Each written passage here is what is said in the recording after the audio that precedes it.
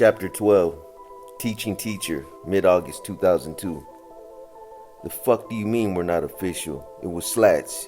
He had Rudy in the crosshairs. Rudy was strung out. His eyes were as beady and as black as a teddy bear's.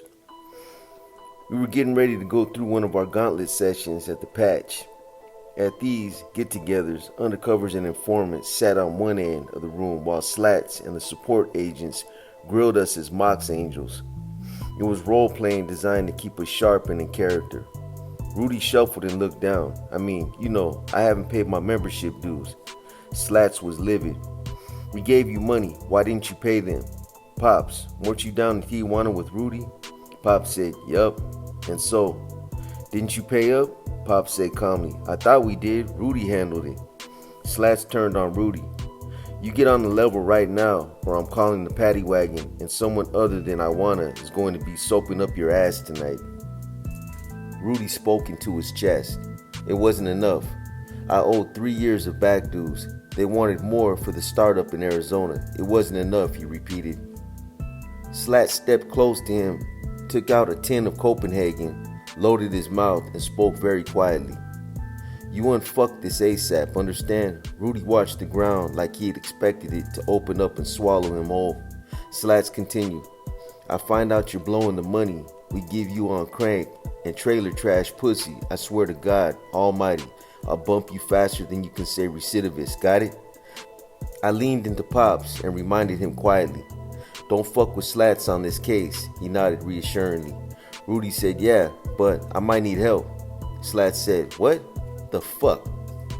That's when Rudy told us that not only were we not official at Solo Angels World Headquarters in Tijuana, Mexico, but that we weren't even supposed to be organized in Arizona. He said it wasn't like they said he couldn't do it. It just said that he didn't have the permission on account of the money he owed. We had to get creative fast. First stop, Los Angeles, Solo Angels U.S. Headquarters to meet President Dave Teacher Rodardi. Rudy, Carlos, and I went to Rodardi's house and sat down in his living room. At first, Teacher wasn't too happy. He called some of his friends over and we punked them down. He had them wait outside while we told him how it was. We basically cross-armed, I fucked the guy into submission. We told him Arizona was already set up and we were sorry we weren't on the level, but we'd promptly take care of whatever Rudy was short on. We said we were doing good and we wouldn't miss another payment ever. We told him we'd follow local protocols and gotten the blessings of the Hells Angels. Strong-arming the U.S. president was a risky tactic, but we had to do it that way. We didn't have time to screw around because if the Angels caught wind that we weren't official with our own damn club, it was going to look fatally suspicious. We also could gain to use more credibility.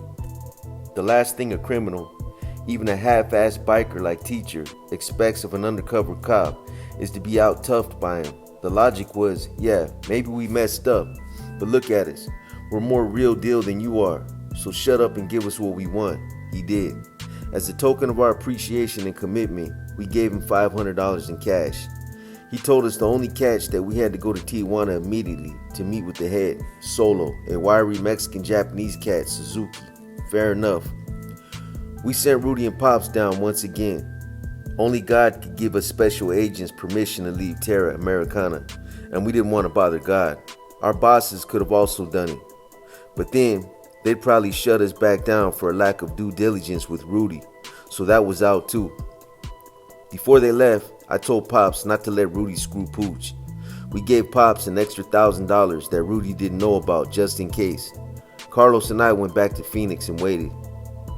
Pops told us about it afterward. He said they were all happy to see Rudy again, all of them except for a Solo named Alberto, who kept to himself and shunned Rudy and Pops. They paid Rudy's back dues and were told that from then on, at least one of us would have to come down for their monthly church meetings. We were also ordered to purchase genuine Solo cuts with the Nomad's rocker in Spanish, Nomada. Lastly, Suzuki demanded that we bring him a Harley Evolution Sportster on our next trip. Rudy and Pops agreed to their demands, but we never bothered to heed them since they couldn't reasonably enforce them. Instead, to maintain our Solo Angels membership, We kept throwing token amounts of cash at them and never missed another dues payment. By the time the case ended, they'd collected something to the tune of $3,000 from us.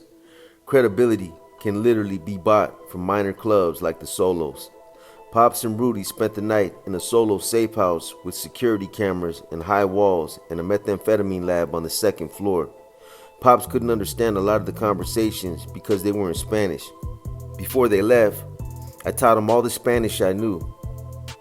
Tiro el gringo en la cabeza. Shoot the white boy in the head. That wasn't very useful, so Pops settled down for a few SoCal members and bullshitted with them. They told him something interesting. They'd heard that there was an undercover cop or an informant running with the Red Devils in Tucson, or maybe with the Phoenix Metro charter of the Hells Angels. This was a hard-to-crack charter that consisted almost entirely of former Dirty Dozen members, including the dangerous Robert Chico Mora, who Mesa Mike had warned me of at the Florence prison run. Pop said thanks and he passed it on, which is exactly what he did as soon as he got home.